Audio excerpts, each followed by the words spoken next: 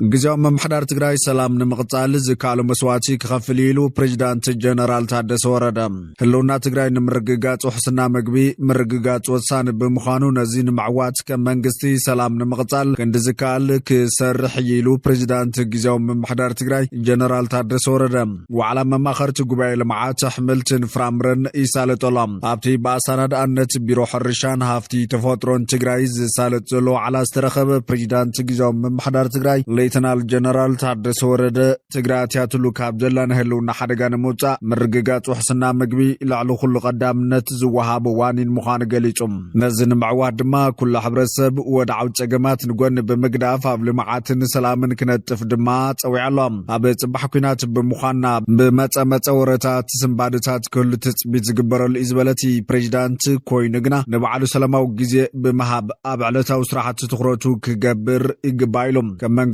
قستقون سلام نمقطال كند زكال كم سرح أفليت علام حلافي بيروح الرشان هافتي تفوترون تقراي آيت عالم برهان هاريفي بوغانو بمخنيات بعلاون ودعون تقامات بلمعات مصنو كند تزقبات ربحان حرساي آيت رقاقت انيلم زلو تكنيكاو تقامات فتحنا بلمعات مصنو تراح مقبي وحسنا مرققاتن سرح عد المفتارن كم زكالون آبريه اللام دحرتيت انت توكينات تساتفون دليتن حرساي زبرخ مخانز قلت آيت عالم برهان كوينقنا حصرت ندادن فاينانسن عابي محنقو كم زخون رديم بغزالنا تجزي فاينانسنا بزحات التحداس حيلين متاون قدم داركتا كلات زلا على مخانا حبير اللام كلاتن فلتاتن زوادد استراتيجيك مريحنة بمفتار مفرعينة مبرخ كلو كسرحون آيتا عالم برهان هاريفيو ساوعي تقريبي آبسي وعلا لعلوة سنبزي اتقزاو من محرار حويسو ناي استفلالي سيكترات وكلتي حارستوتن كالوت سوميان استساتفن تخون آبهلو كنتات لمعات موسنو عدلات فتنتات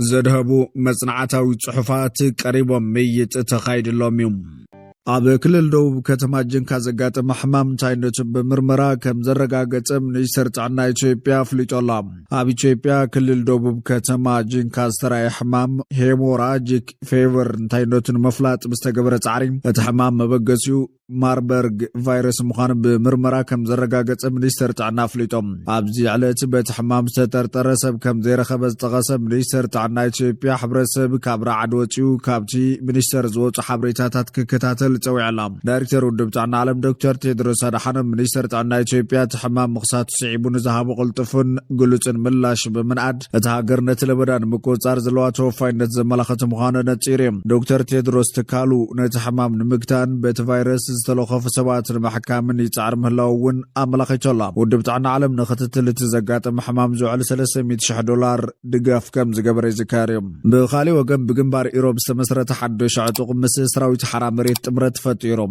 نابي برخاتات عاصم باوچما انصار حوحات قالس جمهور تغارلت بهرسب إيروب تግራይ ማለት إيروب وادو مس حيلتا سلام تግራይ TPF ግንባር ፈጢሮም ሓበራው ቃልስን ምክያድ ድሉነቶም ምግላጾም ይተሓቢሩ ዘሎም እተቃልስ ተማኺልን ተኣሳሲሩን ክካየድ ከምዘሎ ብምርድዳ إيروب وادو ዝሰደደሉ ሓምሽ ሕዳር 2018 ዓመተ ምህረት ምስል ዓሎት መራርሓ ግንባር ምብራቕ TPF ተራኺቡ ኣብ ዝገበረ ዘተጥምር ሓበራው ቃልስ كايد كلتشوم أب مول مرددا كم زوجحون مفلات تخيلهم بمسرة سمم إيروب وادو أب برخاتات عاصم بدر كم تقادلتون أب مبرق جنبار كم زسحبن مستي PF حبيرو كم زكالسن تفلت الله بتمساسال الزعبة حرام مريت كاب حوحات شعبيان السلاخ سللتي أب كيدو عيلة كبل سراويت حرام مريت PF أفلت الله حوحات مسا محاور سليا هقدف تلافينهم بترقاقا من أب عفار زليقوم سراحتي سليا كايد بترقاقا مزلاخ وم أبت حت غيدو علوم يوم كبل كابل علو تعزستي سراويت حرام مريت تزاري بولام مسنت نشفشافن حزب تግራይ مودما نتغارو ناي مدفع مدب مسزلو سرعات تقدف بقلواو تمدو ملفان عنوت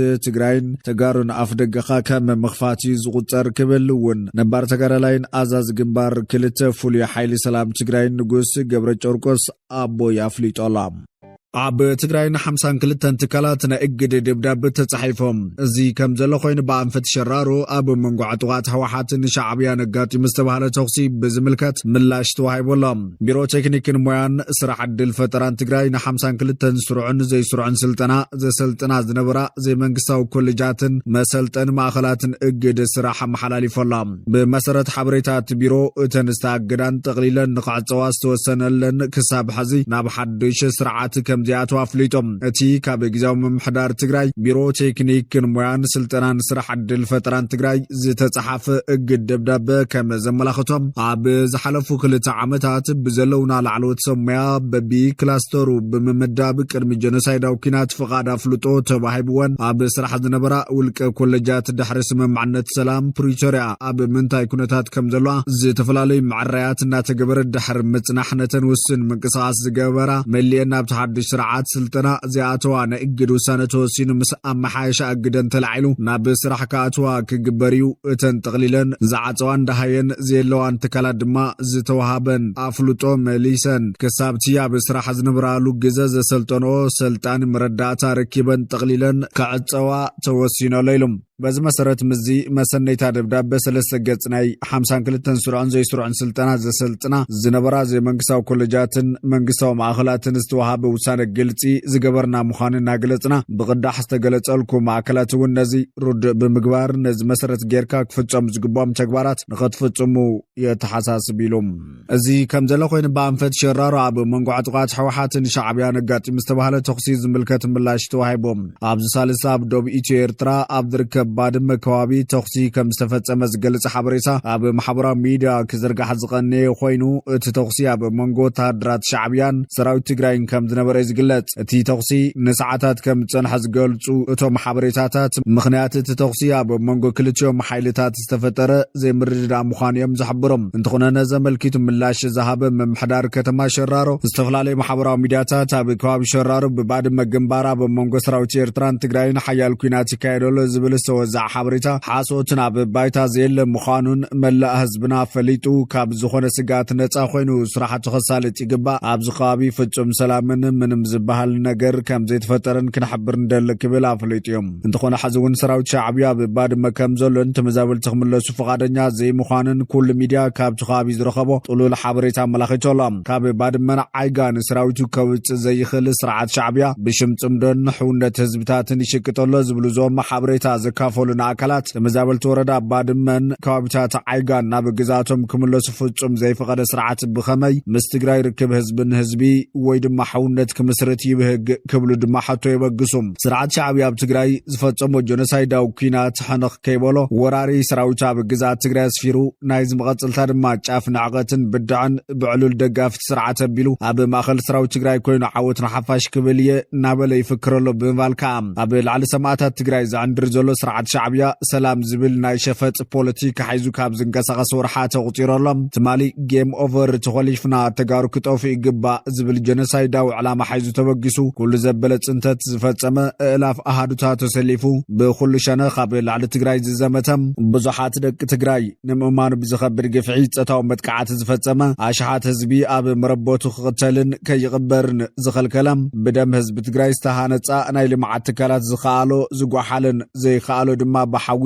ዘቃጸለን ኣዴታት ትግራይ ፈቆዶ ገደልን ሽንጥሮን ክበታተና ዝገበረ ስርዓት ብዓብዩ ድማ እዚ ኩሉ ከይኣኽሎ ክሳብ ሓዝ ወሪሩ ኣብ ዝሓዞ ግዛታት ትግራይ ኣብ ዘይወፀሉ ነዚ ብምኽሓድ ድማ ሕዚ እውን ተጠሊዖም ኣብ መሬት የለኹ ኣብ ዝብለሉ ግዜ ብትግራይ ዘሎ መጻምርቲ ትግራይ 360 ዲግሪ ኣይትዕፀን ዝብሉ ናይ ሸፈጥ ሓረጋት ክጥቀሙ ካብ ምርኣይን ላዕሊ ዘሰንብድ የለን እዚ ስርዓት ሎም ድማ ሓውነት ዝብል ቀልዲ ይጀማምረሎም ሰራዊት ብቕልጡፍ ተጸራርጊ ውፃእ ንዝፈጸመ ጀኖሳይዳዊ ኩናት ብዕላዊ ይቕረይ ታሕተት ካሓሳይ ክፈል ብድሕሪኡ ህዝቢ ዝኣመነሉ ጽምደ ይቕጽል ክብልዮም ጥልባቶም ዘቕርቡ ዘሎም ብኻልእ ሓበሬታ ቦርድ ምርጫ ንፓርቲ ውድብ ወለዶ ትግራይ ወለዶ ኣፍልጦ ሂቦም ብሄራዊ ቦርድ ምርጫ ኢትዮጵያ ንፓርቲ ውድብ ወለዶ ትግራይ ወለዶ ሕጋዊ ናይ ክልላዊ ፓርትነት መረጋገጽ ምስክርነት ወረቐት መሃቦ ኣፍሊጦላ እቲ ቦርድ ኣብ ዘውፅኦ መግለጺ በቲ ኣዋጅ ብዝተዋሃቦ ስልጣን መሰረት ንፓርቲ ፓርቲ ውድብ ወለዶ ትግራይ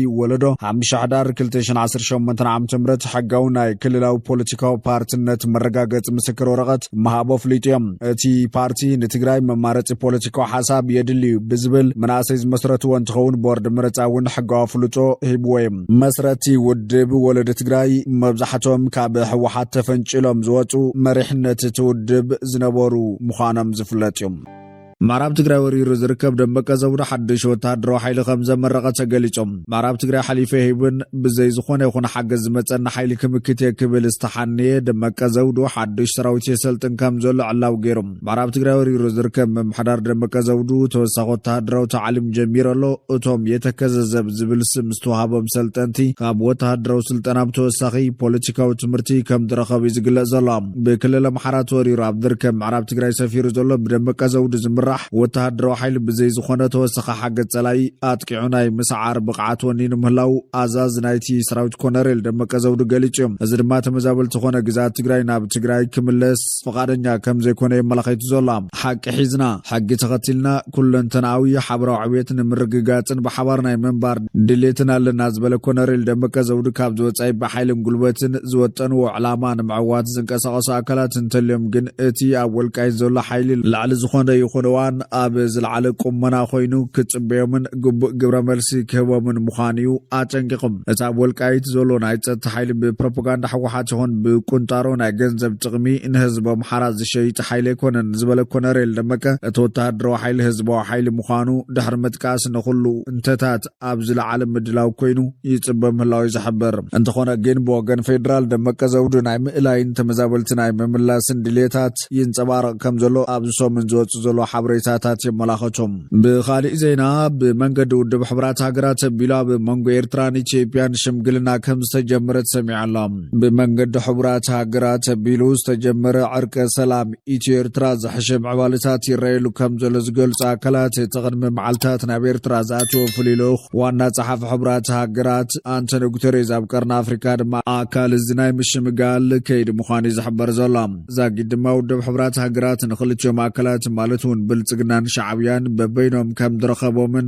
ዝሓሸ ልዝብን ቅርቡነትን ምርካብን ይዝሕበር ዘሎ ፕሬዚዳንት ኢሳያስ ኣፈወርቂ ነቲ ኣብ ሓምለ ዝዓመት ዝተመዘዘ ሓድሽ ፍሉይ ልኡኽ ውድብ ሕብራት ሃገራት ኣብ ቀርኒ ኣፍሪካ ሚስተር ጓንግ ኮንግ ከም ዘዘራረበ ሚኒስተር ዜና ኤርትራ ሓቢሩ እዮም ኣብታ በስመራ መቐበሊ ኣጋይሽ ደንደን ከም ዝተገበረ ዝተገለጸ ርክብ እቲ ፕሬዚዳንት ውድብ ሕብራት ሃገራት ኣብ ምፍታሕ ግጭታት ዞባ ዝጥቀስ ኣበርክቶን ኣድማዕነትን ከም ዘይጸንሖን ብምጥቃስ ሓድሽ ኣገባብ ክኽተል ከም ዝደሊ ኣተሓሳሲቡ ክብል እቲ ዝተዘርጋ ሓበሬታ ረድዩ እቲ ብውሽጣውያን ሃገራት ኣብ ነንሕድሕደን ዝገብሮ ግጭታትን ምትእትታው ግዳማውያን ሓይልታትን ዝያዳ ዝልለ ዞባ ቀርኒ ኣፍሪካ ኣብ ዝዋን ካብቲ ዝልለየሉ ዓዘቕቲ ከም ዘይወፅእ ዝረአ ዘሎ እዩ ሳልሳይ ዓመቱ ረጊጹ ዘሎ ኩናት ሱዳን ጠንቂ ሞት ማየት ተሽሓት ሰለማውያን ሰባት ምምዝባልን ስደትን ሚልዮናትን ገዚፍ ዕንወትን ኮይኑ ነቲ ሃገር ኣብ ክልተ ሓያላት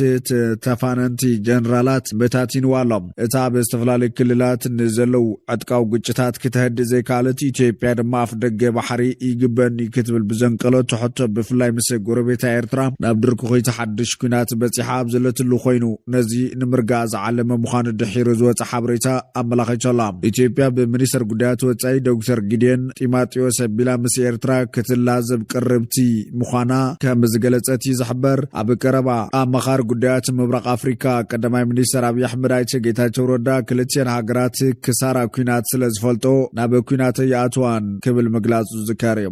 زي مرد دعات بزلاقنة مفتاح بزجبر زلو كيد مخكر إجام ودبات بوليتيكا وساني كبل وانا كومشنر بروفيسور مسفنار عقليتهم أفلاليات زي مرد دعات بزلاقنة مفتاح بزجبر زلو كيد مخكر إجام ودبات بوليتيكا وساني كم زخنك وانا كومشنر كوميشن هاجرا مخكر إثيوبيا بروفيسور مسفنار عقليتهم تي كوميشن كيد تمخكر عوتن مقبار بمحساب ودبات بوليتيكا تساتفوا المدرخ مخكر بكتم عدما يسالت الله وانا كوميشن هاجرا مخكر إثيوبيا مسفنار أبتي مدرخ ترخيب كم زبولو تي كوميشن سرحتي متخخاب أجندا بمززام نبكت على هاجرا وجبه مخكر نمسجار بركز زبولو سرحت الناس سالت أيلهم أبت مخكر متخخاب أجندا ودبات بوليتيكا مهوران محبرات تكالات تفلتوا الكسبات أبلات محبرة سب دياسبوران مدارت أكلات تساتفهم اللوم كيدت مخكر عوت بمقبار نبكت على هاجرا وجبه مخكر نمسجار كوميشن سرحت ምርካብን ምቅራጽን አጀንዳ እናሳለጠ ከምድርከብ ውን ሓቢር እቲ ሃገራዊ ምክክር አሳታፍን ሓቋፍን ክኸውን ተሳትፎ ውድባት ፖለቲካ ወሳኒ ከም ዝኾነ ብምግላጽ ላዕሊ 80% ውድባት ፖለቲካ ወነንቲ እቲ ከይዲ ሃገራዊ ምክክር ኮይኖም ብንቕሓት እናተሳተፉ ከም ዝርከቡ ዛሪቦላ ዘይምርድዳእት ብዘላቅነት ንምፍታሕ ዝግበር ዘሎ ከይዲ ምክክር እጃም ውድባት ፖለቲካ ወሳኒ ከም ዝኾነ ውን ረዲኡ ውድባት ፖለቲካ ክሳዕ ሕዛብ ዝተኻየደ ከይዲ ምክክር ንቑሕ ተሳትፎ ከም ዝነበሮም ብምግላጽ እቲ መድረኽ እቶም ውድባት ክሳብ ሕዚ ዝነበሮም ተሳትፎን እጃምን ኣብ ቀጻሊ እውን ብዝበለጸ ንኸጠናኽሩ ዝዓለመ ኢሎም ኣካብ ሓበራዊ ቤት ምክሪ ውድባት ፖለቲካ ኢትዮጵያ እቲ ሰሎሞን ኣየለ ብግዶም እቲ ምክክር ዕውት ስግግር ፖለቲካ ንምክያድ ኣፈላላያት ብሰላማዊ መንገዲ ንምፍታሕ ወሳኒ እጃም ከም ዘለዎ ሓቢሮም ስለዝኾነ እውን እቲ ቤት ምክሪ ኣጀንዳ ውድባት ፖለቲካ ብምትእኻብ ነቲ ኮሚሽን ከም ዝረከበ ረድዮሎም ብኻሊእ ዜና ብልጽግና ናይ ክብሪ ዶክተሬት ዝተዋሃቡ ውልቀ ሰባት ከም መፀውዒ ክጥቀሙሉ ከም ዘይኽእሉ ዝእግድ ውሳነ ሓሊፎም ናይ 12 ክፍሊ ፈተና ዝሓልፉ ተምሃሮ ውሑድ ዝኾነሉ ምክንያት ብመጽናዕቲ ክፍለጥ ከም ዘለዎ እውን ሓሳብ ቀሪቡ እዩ ሚኒስተር ትምህርቲ ፕሮፌሰር ብርሃኑ ነጋ ናይ ክብሪ ዶክተሬት ዝተዋሃቡ ውልቀ ሰባት ከም ማዕርግ ወይ ድማ ከም መፀውዒ ክጥቀሙሉ ከም ዘይኽእሉ ገሊጾሎም እቲ ሚኒስተር ነዚ ገለጸ ቋሚ ኮሚቴ ጉዳያት ልምዓት ዓቕሚ ሰብ ስራሕን ቴክኖሎጂን ባይቶ ወከልቲ ህዝቢ ትማሊ ኣብ ኣፈጻጽሚ ዓውዲ ትምህርቲ ቀዳማይ ረብዓ ዓመት ኣብ ዘካየደ ገምጋም እዮም ማዕረማዕርዩ ኣብ ላዕለዎት ትካላት ትምህርቲ ናይ ክብሪ ዶክተሬት ዲግሪ መሃብ ብዝምልከት ጸገም ከም ዝነበረ እቲ ሚኒስተር ብምዝኽኻር ሓደ ዓይነት ኣሰራርሓ ምኽታል ብዘድሊ ምክንያት ናይ ክብሪ ዶክተሬት መሃብ ሃገራዊ መምርሒ ተዳልዩ ንትግባር ድሉው ከም ዝኾነ ገሊጾም ኩለን ላዕለዎት ትካላት ትምህርቲ ነቲ መምርሒ ከተግብራ ከም ዘለዎንን ናይ ክብሪ ዶክተሬት ዝረክብ ድማ ዶክተር ወይ ናይ ክብሪ ዶክተር ዝብል ማዕርግ ክጥቀም ከም ዘይኽእል ኣስሚሩሎም ኣብ ሞይኡ ልዕል ኣበርክቶ ዝገበረን ኣብቲ መምርሒ ተዘርዚሩ ዘሎ ርቑሓታት ዘማልአን ኢትዮጵያዊ ይኹን ካልእ ዜጋ ናይ ክብሪ ዶክተሬት ክረክብ ከም ዝኽእል እቲ ሚኒስተር ዝገለጸ ኮይኖም እቲ ዝወሃብ ናይ ክብሪ ዶክተሬት ግን ከም ማዕርግ ወይ ድማ ከም መፀውዒ ክውዕል ከም ዘይኽእል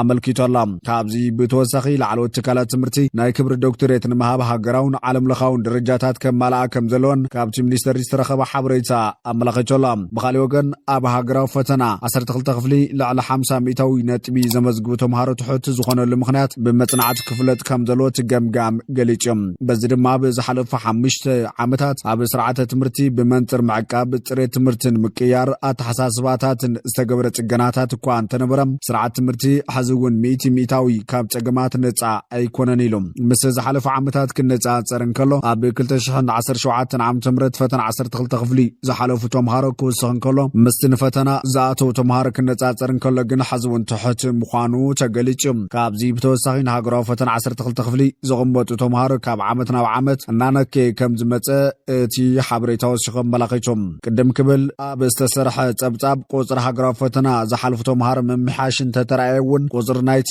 ፈተና ዝወስዱ ተምሃሮ ግና ብዓብዩ እናነከ ምምጽኡ ዝሕበር ኣብ 2017 ብሄራዊ ፈተና 12 ክፍሊ ዝወሰዱ ተምሃሮ 581,905 እንትኾኑ ካብዚኦም እቶም 48,929 ማለት እውን 8.4% ጥራሕ እዮም ሓሊፎም እዚ ኣሃዝ ካብ ዝሓለፉ ዓመታት ብኣግባቡ ዝተሓተ ምዃኑ ዝግለጽ ብኻልእ ወገን ፕሬዚዳንት ግብጽ ናብ መዘኑ ፕሬዚዳንት ኬንያ ብምድዋል ንኢትዮጵያ ኮኒኖም ፕሬዚዳንት ግብጽ ዓብደልፈታሕ አልሲሲ ንፕሬዚዳንት ኬንያ ዊልያም ሩቶ ደዊሉ ዝርርብ ከም ዘካየደ ግብጽ ቱደይ ሓቢሮላ ብመሰረት ጸብጻብ አልሲሲ ኣብ ዘዋንዚ ኣብ ሃገራት ተፋሰስ ኣባይ ንዝካየድ ጻዕርታትን ልምዓታዊ ፕሮጀክታትን ሃገሩ ዘለዋ ደገፍ ገሊጹ ወሲኹ ሃገሩ ግብጽ ኣብ ውሕስነት ማያታ ዝኾነ ይኹን ጉዳት ክበጽሓ ከም ዘይትደልን ነቲ ብኢትዮጵያ ተወሰደ ቤናዊ ስጉምቲ ከም እትቃወምን እውን ገሊጾም ፕሬዚዳንት ዊልያም ሩቶ ብወገኑ ሃገሩ ኣብ መንጎ ሃገራት ተፋሰስ ኣባይ ምትሕባርን ቁጠባዊ ውህደትን ንኽህሉ ከም እትደሊ ብምግላጽ እዚ ድማ ረብሓ ዝኾነት ሃገር ንኸይጉዳእ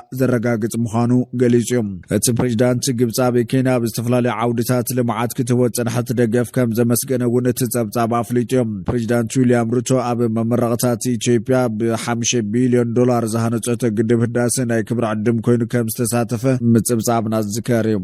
صحافي قدات وصا أمريكا ماركو روبيو أبي لعلى حيلتات قلتف دقف هقراو سقم تخوصر تسويهم ماركو روبيو نتي أبي الفاشار بجملاو قتلت نزخصص حيلتات قلتف دقف سودان زقبر زولك قربت وار دو كبل نحيلتات قلتف دقف زعاتقان كونتات سوداناويان زخفان زلوا زبلن هقراتكا كاب تكباراتن قوطبا كمزتن كغم حدش زوصا صبصاب حبير الله روبيو أبي كندا أبستخايدن أي موداتا خيبا منشترات قدات وصا قجل شوعتا بزهابو مقلتي حيلتات ቅልጡፍ ደገፍ ኣብ ልዕሊ ሲቪላት ቅትለት ዘረፋን ፀተው ዓመፅን ሓዊሱ ስርዓታዊ ግፍዕታት ከም ዝፈጸሙ ቃልዖም መንግስቲ ሱዳን ንሰራዊት ዳዕመ ሰሪዕ ኣጽዋር ተዓጥቐላ ብምባል ንኢሚራት ዓረብ ተረጋጋሚ ክኸስስ ምጽንሕ ይፍለጥ እዩ እዚ ከም ዘሎ ኮይኑ ኣፍሪካዊ ሕብረትን ሕቡራት ሃገራትን ኣብ ኣፍሪካ ሰላም ፀጥታን ዘላቂ ልምዓትን ንምውሓስ ዘለዎም ተወፋይነት ደጊሞም መረጋጊጾም ኣብ ቦምበር ኮሚሽን ኣፍሪካዊ ሕብረት መሐሙድ ዓሊ ዮሴፍን ዋና ጸሓፍ ሕቡራት ሃገራት አንቶኒዮ ጉተሬዝን ኣብ ኒውዮርክ ኣብ ዝርከብ ዋና ቤት ጽሕፈት ሕቡራት ሃገራት ኣብ ዝተኻየደ ናይ 10 ዓመታዊ ዋዕላ ኣፍሪካዊ ሕብረትን ሕቡራት ሃገራትን ስትራቴጂካዊ ምሕዝነቶም ሕይሎም ከም ዝቕጽሉ ኣረጋጊጾም ክልቲኦም መራሕቲ እታ ቦሞንጎ ኣፍሪካዊ ሕብረትን ሕቡራት ሃገራትን ዘሎ ነባር ምሕዝነትን ዓለም ለኻዊ ሰላም ፀጥታን ዘላቂ ልምዓትን እምነ ኩርናዕ ምዃኑ ገሊጾም ወሲኾም ድማ እቲ ኣብ መላ ኣፍሪካ እናተጋደደ ዝኸይድ ዘሎ ግጭታት ሰብኣዊ ቅልውላዋትን ጥሕሰት ህግራዊ ሕግን ስኽፍታታት ከም ዝፈጠረሎም ብምግላጽ ነዚ ንምፍታሕ ፖለቲካዊ ዘተ ዲፕሎማስያዊ ኣገባብን ሽምግልናን ምኽታል ከም ዘድለ ስሚሮምሉ ኣብቲ ዋዕላ ነቲ ኣብ ትሕቲ 3 መቃናት ኣፍሪካዊ ሕብረትን ሕቡራት ሃገራትን ዝካየድ ዘሎ ምትሕብባር ዝተገምገመ ኮይኑ ኣብ ሱዳን ደቡብ ሱዳን ሶማልያ ሊብያ ዞባ ዓበይቲ ቃላያት ሳሓልን ቀርኒ ኣፍሪካን ዝካየድ ጻዕርታት ሰላም ምድጋፍ ሓበራዊ ቃልሲ ከም ዘድልዮ ተዘቲሉ እዮም እቶም ኣብቲ ዋዕላ ዝተሳተፉ መራሕቲ ብመሰረት ውሳነ ባይቶ ፀጥታ ሕቡራት ሃገራት 2719 ማለት እውን 2023 ብኣፍሪካዊ ሕብረት ዝምራሕ ስርሒታት ደገፍ ሰላም ክትግምቶ ዝከኣልን ዘላቕን ምጎላ ከም ዘድልዮ ብምስማር መራሒ ጎደና ኣፍሪካዊ ሕብረትን ሕቡራት ሃገራትን ብቕልጡፍ ክትግበር ፀዊዖም ኣሎም ብተወሳኺ ኪኖ ፀጥታ እታ ኣኼባ ኣብ ዲጂታላዊ ለውጢ ኣፍሪካ ምፅዋር ክሊማ ከምውን ንኩሉ ዝሓቅፍ ምዕባለ ብፍላይ ብመንገዲ ስትራቴጂ ዲጂታላዊ ለውጥን ኣፍሪካ ተበግሶ ጉጅለ 10 ኣርቲፊሻላዊ ኣስተውዕሎ ንኣፍሪካ ከምውን ውፅኢት ካልኣይ ዋዕላ ክሊማ ኣፍሪካ ሰፊሕ ምትሕብባር ምክያድ ከም ዘድሊ ኣጉልሁ